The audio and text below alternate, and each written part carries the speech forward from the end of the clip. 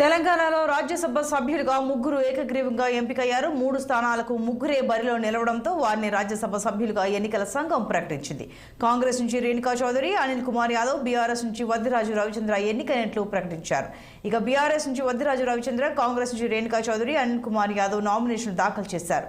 ఇతర పార్టీలైన శ్రమజీవి పార్టీ నుంచి జాజుల భాస్కర్, భోజరాజు కొయాల్కర్, స్వతంత్ర అభ్యర్థిగా కిరణ్ రాథోడ్ నామినేషన్ వేశారు. అయితే నామినేషన్లను ఎన్నికల సంఘం తిరస్కరించింది. దీంతో ముగ్గురు అభ్యర్థులే మిగలడంతో వారిని ఏకగ్రీవంగా ఎన్నుకున్నారు. ఈ మేరకు బీఆర్ఎస్ రాజ్యసభ సభ్యుడిగా ఎన్నికైన వద్దిరాజు రవిచంద్ర, కాంగ్రెస్ పార్టీ రాజ్యసభ సభ్యుడు అనిల్ కుమార్ యాదవ్ అసెంబ్లీలో ఎన్నికల అధికారి నుంచి పత్రాలను తీసుకున్నారు.